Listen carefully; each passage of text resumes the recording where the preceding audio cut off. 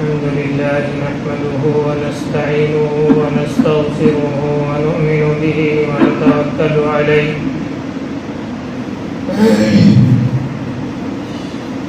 ونعوذ بالله من شرور أنفسنا ومن سيئات أعمالنا ونعوذ بالله من شرور أنفسنا ومن سيئات أعمالنا ونعوذ بالله من شرور أنفسنا ومن سيئات أعمالنا من يهده الله فلا مضل له ومن يضلله فلا هادي له ونشهد أن لا إله إلا الله وحده لا شريك له ونشهد أن سيدنا ومولانا محمدا عبده ورسوله أما بعد فقد قال الله تبارك وتعالى في القرآن المجيد والفرقان الحميد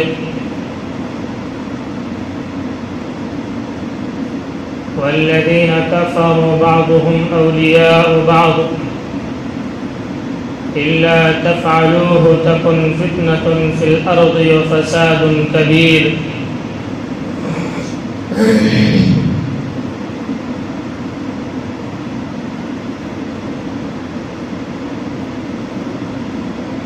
باطل سے دبنے والے اے آسمان نہیں ہم باطل سے دبنے والے اے آسمان نہیں ہم 100 بار کر چکا ہے تو امتحان ہمارا 100 بار کر چکا ہے تو امتحان ہمارا نیزوں کے سائے میں ہم پل کر جمع ہوئے ہیں نیزوں کے سائے میں ہم پل کر جمع ہوئے ہیں آسان نہیں مٹانا نام و نشاں ہمارا مغرب کی وادیوں میں گونجی ادا ہماری مغرب کی وادیوں میں گونجی ادا ہماری تھمتا نہ تھا کسی سے سیل رواں ہمارا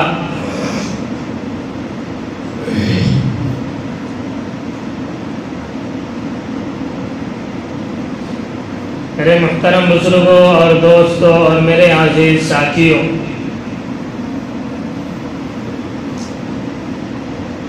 اللہ رب العزت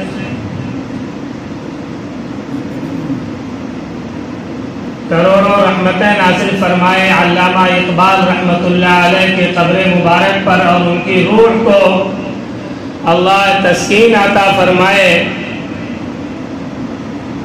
انہوں نے اپنے اشعار میں امت مسلمہ کی جو ذم و حالی اور امت مسلمہ کی ترقی دونوں چیزوں کا جو نقشہ کھینچا ہے قرآن و حدیث سے ماخوذ جو انہوں نے اپنے اشعار میں تصریحات کی ہیں ایسا شاعر تلاش کرنے میں بھی نہیں ملتا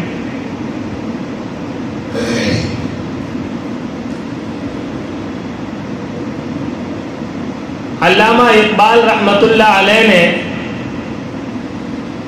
کیا عجیب نقشہ کھینچا ہے باطل سے دبنے والے اے آسمان نہیں ہم گزشتہ جمعہ جو میرا موضوع تھا اسی کو لے کر کے میں آگے بڑھا رہا ہوں شاید کچھ لوگ نئے ہو اس میں گزشتہ جمعہ کا بیان شاید انہوں نے نہ سنا ہو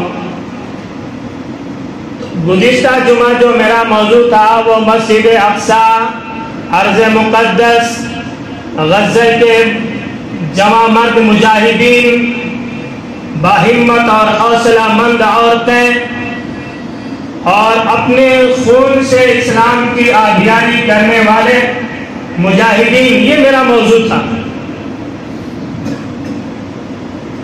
علامہ اقبال رحمۃ اللہ علیہ کہتے ہیں، باطل سے دبنے والے اے آسماں نہیں ہم۔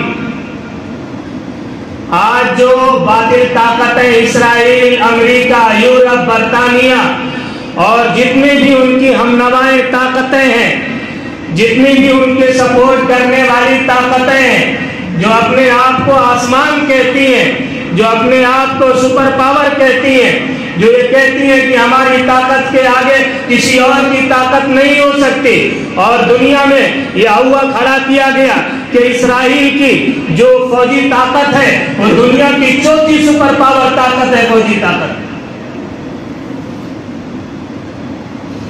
یہ لوگوں کے دلوں میں، مسلمانوں کے دلوں میں رعب بیٹھانے کے لیے ایک پروپیگنڈے کے تحت، ایک سازش کے تحت، کیا ہوا تمہاری طاقت کا؟ تمہاری فوجی طاقت کہاں چلی گئی؟ تمہاری طاقت کے پرخچے نہیں ہوئے؟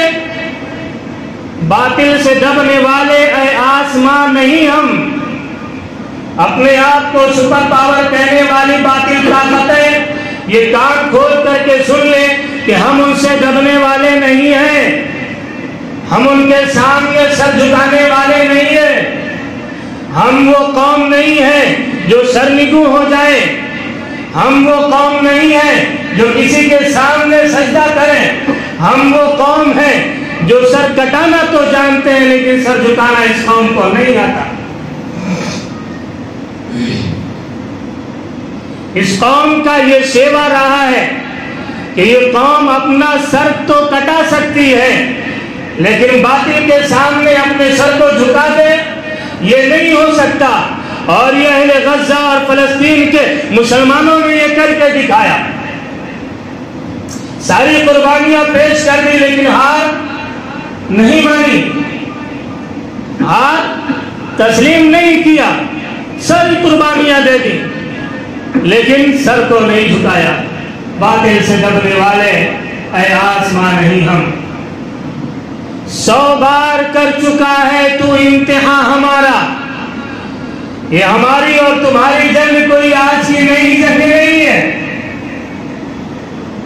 یہ ہمارا اور تمہارا مقابلہ کوئی آج کا نیا مقابلہ نہیں ہے۔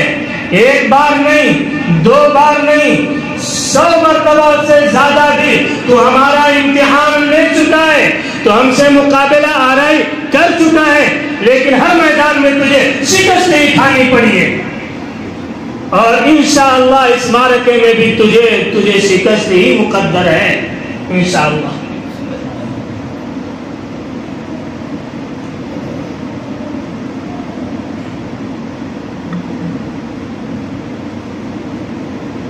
نیزوں کے سائے میں ہم پل کر جمع ہوئے ہیں، آسان نہیں مٹانا نام و نشاں ہمارا۔ کہ تمہارے ہاتھ کے ٹینک اور تو وہاں کے معصوم بچے، 8 سال 10 سال کی بچیاں پتھر لے کر کے ان کے فوجیوں کا جو ٹینک اور توپ چلا رہے ہیں پتھر لے کر کے مقابلہ کر رہے ہیں۔ کوئی سوچ سکتا ہے؟ کوئی سوچ سکتا ہے؟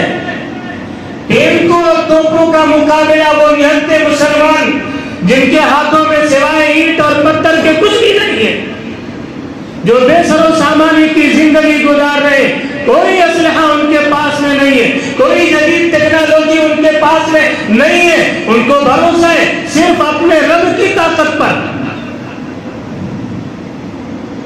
ان کو بھروسہ صرف اپنے رب کی طاقت پر ہے۔ انہیں یہ بھی پتا ہے کہ ہمارے پاس میں اسرائیل کے مقابلے میں کوئی اسلحہ نہیں ہے، کوئی ٹینک اور توپ نہیں ہے، کوئی ہمارے پاس میں جدید ٹیکنالوجی نہیں ہے، لیکن پھر بھی وہ اللہ کے بھروسے پر میدان میں نکل کر رہی ہے، اور یہ اعلان کر دیا کہ سب کچھ ہم اپنا داؤ پر لگا سکتے ہیں، سب کچھ ہم اپنا داؤ پر لگا سکتے ہیں، لیکن مسجد اقصی کو ہم اپنے ہاتھ سے جانے نہیں دیں گے۔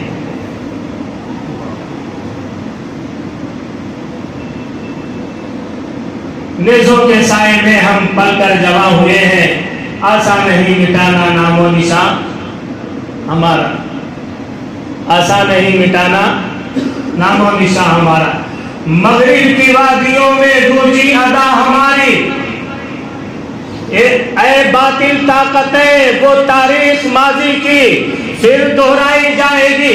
آج سے 1400 سال پہلے جو صلاح الدین ایوبی نے، عمر فاروق نے، خالد ابن ولید نے، ابو عبیدہ بن الجراح نے، سعد ابن ابی وقاص نے، جو 1400 سال پہلے تاریخ ماضی کی جو انہوں نے پیش کی تھی، وہ تاریخ ہے باطل طاقت ہے۔ اپنا کان کھول کر کے سن لو کہ وہ تاریخ پھر یہ اہل غزہ انشاءاللہ دہرائیں گے۔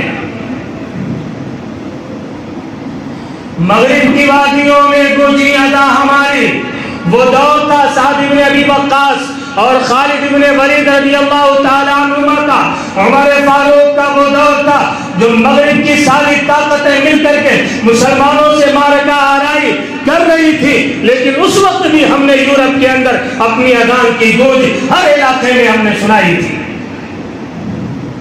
تھمتا نہ تھا کسی سے سیل رواں ہمارا، ہمارا جو سیلاب تھا وہ کسی سے تھمتا نہیں تھا۔ جس علاقے کی طرف ہم نے رخ کیا ہے اس علاقے کو ہم نے فتح کر کے رکھا ہے، اور ہر ظالم کے پنجے کو ہم نے مروڑ کر کے رکھا ہے، چاہے وہ دنیا کی سپر پاور طاقت ہو یا کچھ بھی ہو۔ ارے ہوا کہ نہیں ایسا؟ اور اللہ تعالیٰ انشاءاللہ وہ فتح مبین ہم قریب لائے گا انشاءاللہ۔ مسلمانوں کا خون ضائع نہیں جائے گا، اہل غزہ کی قربانیاں میرا رب ضائع نہیں کرے گا۔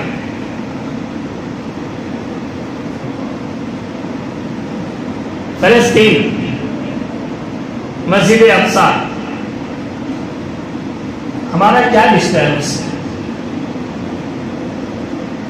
ہمارے دل کے اندر اتنی طرف اس علاقے کو لے کر کے، اس مسجد کو لے کر کے کیوں ہے؟ پر مسلمان یہ سمجھتے ہیں، ہم لوگ تاریخ سے ناواقفیت، ہم لوگ یہ سمجھتے ہیں کہ جیسے عام مسجد یہ ہے ایسے مسجد وہ بھی ہے، اس لیے کہ زمین پر ساری مسجدیں ایک جیسی ہیں، وہ مقام اس کا الگ ہے۔ مسلمانوں کا جو اس خطے سے، اس علاقے سے، اس مسجد سے، اس ارض مقدس سے جو مسلمانوں کا رشتہ ہے، وہ مسلمانوں کا معمولی رشتہ نہیں ہے۔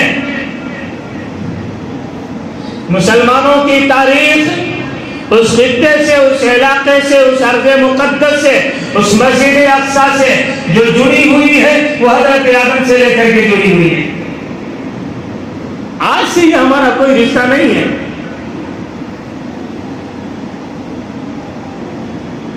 آج تو گودی میڈیا ہماری،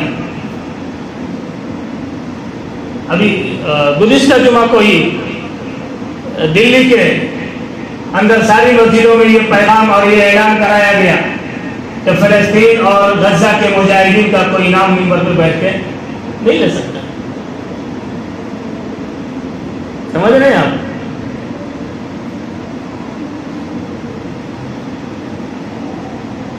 اللہ تبارک و تعالیٰ نے، اور دیکھیے یہ پورے ملک کے اندر، حالانکہ ہندوستانی حکومت نے اہل غزہ اور فلسطین کے لیے امداد بھی بھیجی ہے، ایک طرف یہ بھی ہو رہا ہے اور دوسری طرف یہ ہو رہا ہے کہ آپ ان کا نام نہیں لے سکتے، آپ احتجاج کرنے کی پرمیشن لے لو، نہیں ملے گی، آپ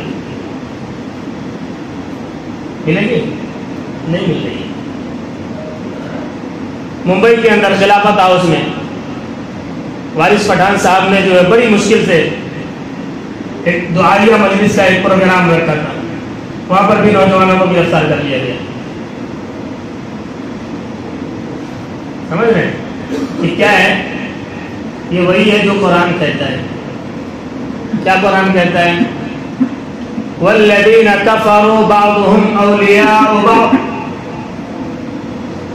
وَالَّذِينَ كَفَرُوا بَعْضُهُمْ أَوْلِيَاءُ بَعْضٍ میں مسجد اقصی کی تاریخ پر پھر آؤں گا۔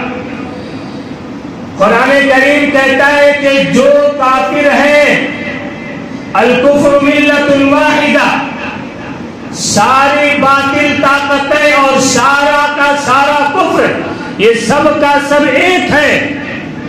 بعضهم اولیاء بعض، ان میں سے بعض کے دوست ہیں، وہ ایک دوسرے کا سپورٹ کرنے والے ہیں، وہ کھل کر کے نہ کریں یہ اور بات ہے، لیکن اندر سے وہ ایک دوسرے کا سپورٹ کر رہے ہیں۔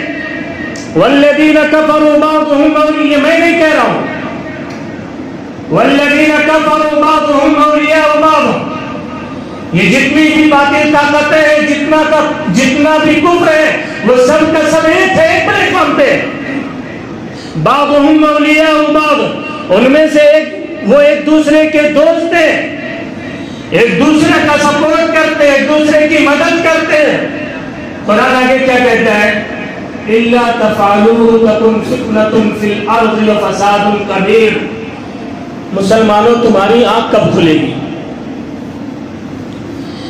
مسلمانوں تمہاری آنکھ کب کھلے گی؟ یہ کفر سارا کا سارا ایک پلیٹ فارم پر آ گیا، باطل طاقتیں سب ایک پلیٹ فارم پر آ گئی۔ إِلَّا تَفْعَلُوهُ تَكُنْ فِتْنَةٌ فِي الْأَرْضِ وَفَسَادٌ كَبِيرٌ۔ اے مسلمانوں تمہیں کیا ہو گیا ہے؟ اے مسلم حکمرانوں تمہاری بے حسی کا یہ عالم ہے، تمہاری بے غیرتی اور بے شرمی کا یہ عالم ہے کہ تم فلسطین مجاہدین اور نہتے مسلمانوں کی تم امداد نہیں کر سکتے، تم ان کا ساتھ نہیں دے سکتے، تم ان کے کندھے سے کندھا ملا کر کے کھڑے نہیں ہو سکتے۔ اللہ کے نام پر، مسجد اقصی کے نام پر، نبی کے نام پر، کلمے کے نام پر تم ان کا ساتھ نہیں دے سکتے۔ الا تفعلوه، اگر تم نے ایسا نہیں کیا، ان کا ساتھ نہیں دیا، ان کے ساتھ میں کھڑے نہیں ہوئے، ان کی مدد تم نے نہیں کی، تو یاد رکھنا کہ زمین میں ایسا فساد برپا ہوگا جس کو روکنا اور تھامنا مشکل ہو جائے گا۔ الا تفعلوه تكن فتنة في الارض وفساد كبير۔ اور عجیب علماء کرام نے بات لکھی ہے کہ یہ فلسطین کی جو زمین ہے نا، ارض مقدس، ملک شام، یہ وہ زمین ہے جہاں سے اللہ تبارک و تعالی نظم عالم میں تبدیلی کا ظہور جو ہوتا ہے وہ سب سے پہلے ملک شام سے ہوتا ہے۔ یہ اللہ کا نظام آج سے نہیں، یہ اللہ کا نظام آج سے نہیں، ابتدائے آفرینت سے دنیا کے اندر جو بھی نظام ہوگا، جس بھی نظام کو قائم کیا جائے گا، چاہے وہ ظلم کا نظام ہو، چاہے وہ فتنے اور فساد کا نظام ہو، چاہے وہ عدل اور انصاف کا نظام ہو، سب سے پہلے اس کا ظہور کہاں ہوگا؟ ملک شام میں ہوگا۔ یہ تاریخ پوری گواہ ہے۔ اور جو نظام ملک شام میں ہوگا، اگر عدل و انصاف کا نظام ملک شام میں، تو پوری دنیا میں عدل و انصاف کا نظام ہوگا، اور اگر ظلم کا نظام یہ ملک شام میں، تو پوری دنیا میں ظلم کا نظام برپا ہوگا۔ یہ تاریخ اس بات کی گواہ ہے۔ یہ وہ مٹی ہے جس کو میرے رب نے تبدیلی کے لیے منتخب فرمایا ہے۔ تبدیلی وہیں سے آئے گی۔ انقلاب اگر آئے گا کسی سرزمین سے، دیکھو مسلمانوں کے نزدیک جو مقدس ترین مقامات ہیں، مسلمانوں کے نزدیک جو مقدس ترین مقامات ہیں، ان مقامات میں مکہ مکرمہ، مدینہ منورہ اور بیت المقدس، ملک شام، مسجد اقصی، یہ تین مقدس ترین مقامات ہیں۔ ان میں سے میری بات غور سے سنیے گا، ان میں سے دو مقامات کو میرے رب نے حرم قرار دیا ہے، دو مقامات کو حرم قرار دیا، مکہ مکرمہ اور مدینہ منورہ۔ یہ وہ دو مقامات ہیں جہاں پر جنگ کبھی بھی نہیں ہو سکتی، جہاں پر جنگ نہیں ہوگی، جہاں پر جنگ و جدال، قتل و غارت گیری کا کوئی تصور ہی نہیں ہے۔ میرے رب نے اس کو حرم قرار دیا ہے تو یہ جو ہے جنگ سے یہ علاقہ پاک ہوگا. اور آج نہیں، دجال بھی آ جائے گا جب وہ پوری دنیا میں فساد برپا کر دے گا.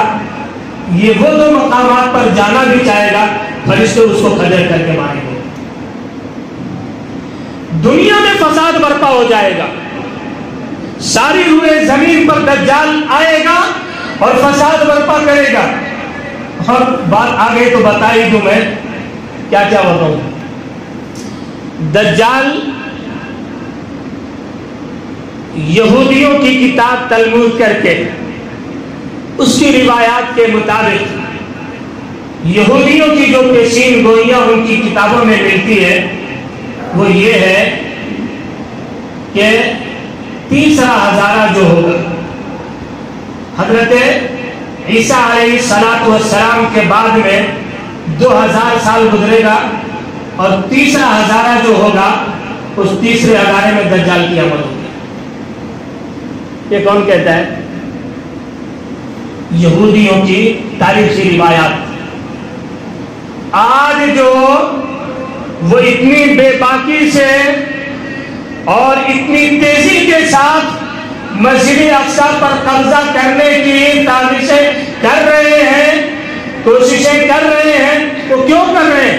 وہی وہ تیسرا ہزارہ تو چالو ہو گیا نا. ارے وہ 21 ہو گیا، 22 ہو گیا، 23 ہو گیا. وہ لوگ 2021 سے ہی انتظار کر رہے ہیں. اور واقعتاً اگر دیکھا جائے قرآن اور حدیث کی پیشین گوئیاں جو ہیں اس کے حساب سے بھی اگر دیکھا جائے تو اب دجال کی آمد کا بہت زیادہ وقت نہیں ہے. یہ بات آپ یاد رکھیے.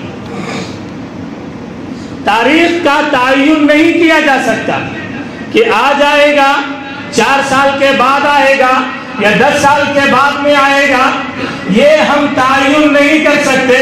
لیکن اتنا تو طے ہے کہ دجال کے لیے جو انتظامات ہونا تھا، دجال کے لیے جو جو پیشین گوئیاں تھی، وہ ساری کی ساری پیشین گوئیاں نظر آ رہی ہیں سامنے. دجال کی آمد کے لیے ضروری تھا یہودیوں کا ایک ملک کا وجود. اور وہ کب ہو گیا؟ وہ تو 48 میں ہی ہو گیا. ارے ہو گیا نا، اسرائیل چھوٹا سا ہی ملک ہے.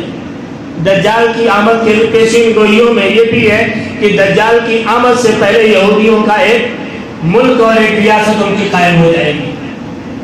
وہی قائم، یہ بھی ایک علامت ہے، یہ بھی ایک علامت ہے. اور قرآن سے بھی بہت سارے سورہ کہف کے تناظر میں بہت ساری جو ہے پیشین گوئیاں علماء کرام نے لکھی. اس کا موقع نہیں کبھی رہے گا تو بتاؤں گے انشاءاللہ. خیر، مسجد اقصی سے ہماری مناسبت اور ہمارا رشتہ کیا ہے؟ کیا ہے ہمارا تعلق؟ حضرت آدم علیہ السلام سے لے کر کے ہمارا رشتہ اس سے قائم ہے اس روئے زمین پر. اچھا، بات میری ہو رہی ہے. 2 حرم، ایک مکہ مکرمہ، وہ بات میری رہ گئی، اس کو پوری کرنے سے ادھر آتا ہوں. کیا معلوم ہے؟ 2 حرم مکہ مکرمہ اور مدینہ منورہ، اس کو میرے رب نے جنگ و جدال سے، قتل و غارت گری سے، فتنہ اور فساد سے میرے رب نے محفوظ رکھا ہے. یہ 2 مقدس ترین مقامات. یہاں تک کہ دجال آئے گا وہ بھی مکہ اور مدینہ میں نہیں جا سکے گا. جب وہ گھسنے کی کوشش کرے گا تو فرشتے اس کے راستے پر کھڑے ہو کر کے اس کو مار کے بھگائیں گے. پھر وہ آئے گا ملک شام میں. پھر وہ کہاں آئے گا؟ ملک شام میں. اور پھر ملک شام میں ہی اس کا خاتمہ کیا جائے گا. مقام ملک شام میں ہی اس کا خاتمہ کیا جائے گا. تو یہ 2 وہ مقامات ہیں جن کو میرے رب نے جنگ سے پاک رکھا. تیسرا وہ مقام ہے جس کو میرے رب نے اس عالم کے اندر نظام کی تبدیلی کے لیے میرے رب نے رکھا ہے. اور نظام کی تبدیلی کبھی اطمینان اور سکون اور گھر بیٹھے نہیں آتی ہے. انقلاب جب بھی برپا ہوگا انقلاب جب بھی آئے گا اس کو زمین پر تو وہ جنگ و جدال اور مارکے سے ہی آئے گا، گھر بیٹھے آ جاتا ہے نہیں۔ اور اس کے لیے میرے رب نے اسی خطے کو چن لیا ہے۔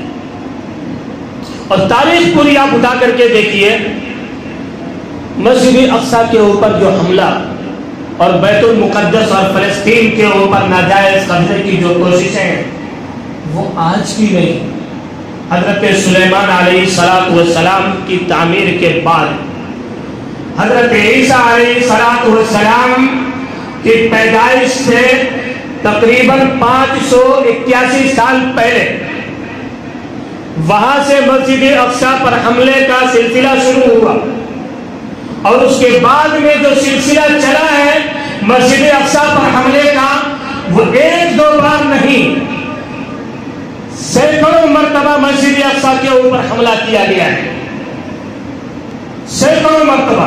ایک دو بادشاہوں نے اس کو قبضہ کرنے کی کوشش نہیں کی ہے، وہ جب سے چلا رہا ہے۔ خیر، میں مختصر تاریخ بتا دیتا ہوں تاکہ ہمارے دلوں میں اس مسجد اور اس خطے اور اس علاقے کی عظمت ہمارے دلوں میں ہو، جب تو ہم اس کے لیے کچھ قربانی پیش کریں گے۔ جس کی عظمت ہوتی ہے اس کے لیے آدمی قربانی پیش کرتا ہے۔ انہیں غزہ، مجاہدین، فلسطین کے مسلمانوں کی جو اس کی عظمت ہے، اس کا تقدس ہے، تو قربانیاں دے رہے ہیں۔ بہت مختصر کر کے میں بتلا دیتا ہوں، انشاءاللہ 4-5 منٹ میں ہی ہو جائے گا۔ مسجد اقصی کی بنیاد ایک روایت کے مطابق فرشتوں نے رکھی۔ کعبۃ اللہ کو سب سے پہلے اس روئے زمین پر سب سے پہلا جو گھر بنایا گیا وہ اللہ کا گھر کعبۃ اللہ، اور پھر اس کی تعمیر کے 40 سال کے بعد میں، اس کی تعمیر کے 40 سال کے بعد میں مسجد اقصی کی بنیاد رکھی گئی اور اس کی تعمیر فرشتوں نے کی۔ یہ ایک روایت۔ دوسری روایت یہ ملتی ہے کہ نہیں، سب سے پہلے تعمیر حضرت آدم علیہ السلام نے کی۔ حضرت آدم علیہ السلام نے کعبۃ اللہ کو تعمیر کیا اور پھر 40 سال کے بعد میں مسجد اقصی کو تعمیر کیا۔ دونوں بات ہو سکتی، ہو سکتا پہلے فرشتوں نے کیا اور بعد میں حضرت آدم علیہ السلام نے بھی کیا ہو۔ وہ سلسلہ چلتا رہا۔ حضرت آدم علیہ السلام، حضرت شیش علیہ السلام، حضرت صالح علیہ السلام، حضرت ہود علیہ السلام کا یہ زمانہ گزرا ہے۔ یہ ارض مقدس جس کے بارے میں کہا گیا یہ مرکز انبیاء ہے، یہ کیا ہے؟ یہ مرکز انبیاء ہے، یہ مدفن انبیاء ہے، یہ محبت انبیاء ہے، یہ گزرگاہ انبیاء ہے، یہ مسکن انبیاء ہے۔ یہ کون سی؟ یہ معمولی خطہ ہے؟ اس روئے زمین کا وہ خطہ ہے جو گزرگاہ انبیاء ہے، جو مسکن انبیاء ہے، جو مدفن انبیاء ہے، جو محبت انبیاء ہے۔ انبیاء کرام نے اس زمین کو چنا ہے خاص طور سے اس علاقے کو۔ ان سارے انبیاء کرام کا سلسلہ چلتا رہا، یہ سب کے سب وہاں پر سکونت پذیر رہے۔ حضرت نوح علیہ السلام کا زمانہ گزرا اور پھر اس کے بعد میں حضرت ابراہیم علیہ السلام کا زمانہ آیا۔ حضرت ابراہیم علیہ السلام ایک روایت کے مطابق انہوں نے بھی جب خانہ کعبہ کی دوبارہ تعمیر کی تو خانہ کعبہ کی تعمیر کے بعد میں پھر مسجد اقصی کی تعمیر، مرور زمانے گزرنے کے بعد میں مرور زمانے کی وجہ سے مسجد اقصی بھی ناپید ہو چکی، تو دوبارہ تعمیر حضرت ابراہیم علیہ السلام نے مسجد اقصی کی کی۔ زمانہ گزرتا گیا، حضرت اسماعیل، حضرت اسحاق، حضرت یعقوب، حضرت یوسف، حضرت موسیٰ علیہ السلام کا زمانہ گزرا۔ ان سب کو اللہ تبارک و تعالیٰ نے اس بستی سے جوڑ کے رکھا۔ حضرت قرآن کریم کی آیات گواہ ہے۔ حضرت موسیٰ علیہ السلام نے اپنی قوم سے کہا یا قوم ادخلوا الارض المقدسۃ التي كتب الله لكم، اے میری قوم کے لوگوں اس ارض مقدس میں داخل ہو جاؤ۔ حضرت لوط علیہ السلام کے بارے میں قرآن کریم نے کیا کہا؟ وَنَجَّيْنَاهُ وَلُوطًا إِلَى الْأَرْضِ الَّتِي بَارَكْنَا فِيهَا، ہم نے لوط علیہ السلام کو نجات اور ان کی قوم کو نجات ایسی سرزمین پر دی جس زمین کے ہم نے ارد گرد میں برکتیں رکھی ہے، جس کی برکتوں کا تذکرہ قرآن کرتا ہو. اور سبحان الذي اسرى بعبده ليلا من المسجد الحرام الى المسجد الاقصى الذي باركنا حوله. اللہ اکبر. کئی قرآن کریم کہتا ہے الى ربوة ذات قرار ومعین، کئی قرآن کریم کہتا ہے من مکان قریب. مختلف ناموں سے اس خطے کو یاد کرتا ہے قرآن. ایک چیز اور بتا دوں، یہ وہ ملک شام، یہ وہ زمین ہے جس کے بارے میں میرے نبی نے فرمایا کہ جب حشر کا میدان قائم ہوگا اور سارے لوگوں کو اپنی قبروں سے اٹھایا جائے گا اور لوگ میدان محشر کی طرف جائیں گے تو میدان محشر قائم کہاں ہوگا؟ آسمان پر. میدان محشر بھی میرا رب اس روئے زمین پر جس خطے کو منتخب فرمائے گا وہ ملک شام ہوگا. کیا ہوگا؟ بولو نا ملک شام. ملک شام کو میرا رب منتخب فرمائے. پھر وہ حضرت ابراہیم علیہ السلام نے اس کی تعمیر کی، مسجد اقصیٰ کی. پھر اس کے بعد میں زمانہ گزرتا گیا، دور آیا حضرت داؤد علیہ السلام کا. حضرت داؤد علیہ السلام نے مسجد اقصیٰ کی پھر سے تعمیر کی. آدھی تعمیر ہوئی اور آدھی باقی رہ گئی، اور حضرت داؤد علیہ السلام کا بلاوا آ گیا اللہ کی طرف سے. دور آیا حضرت سلیمان علیہ السلام کا. حضرت سلیمان علیہ السلام نے باقی جو تعمیر تھی اس کو مکمل کی جناتوں کے ذریعے سے. کس کے ذریعے سے؟ جناتوں کے ذریعے سے.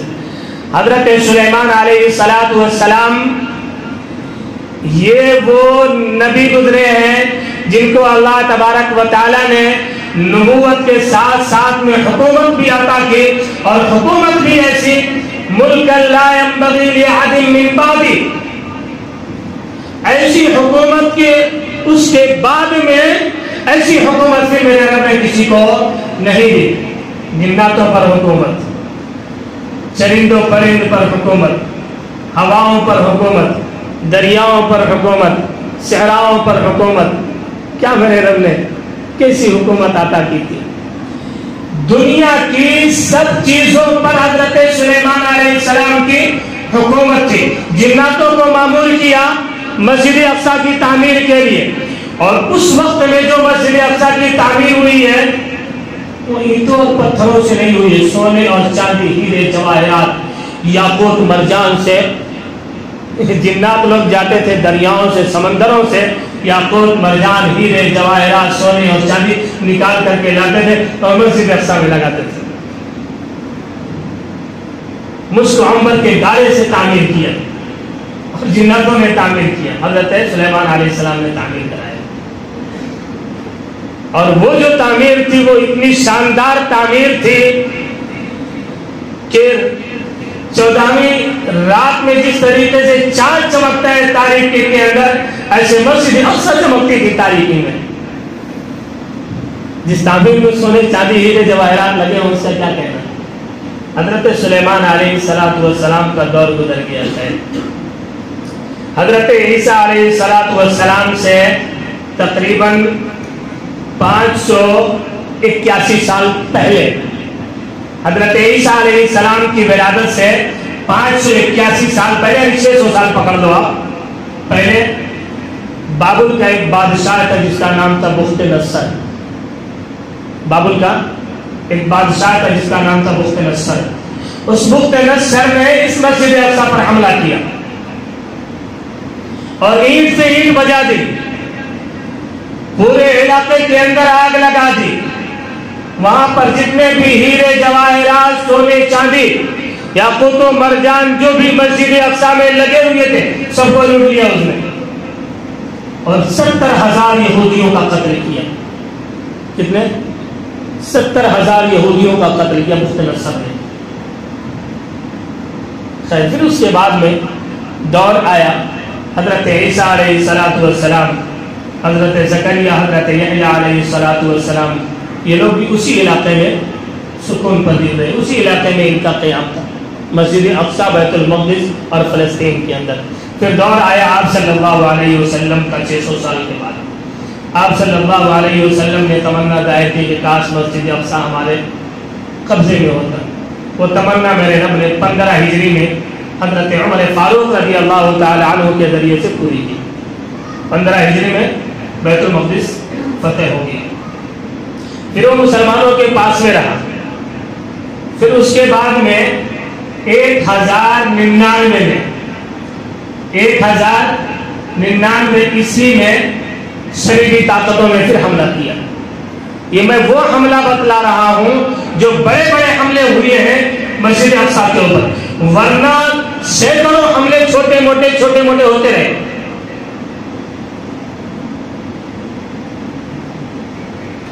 اور پھر تقریباً 86 سال تک ان کے قبضے میں رہا۔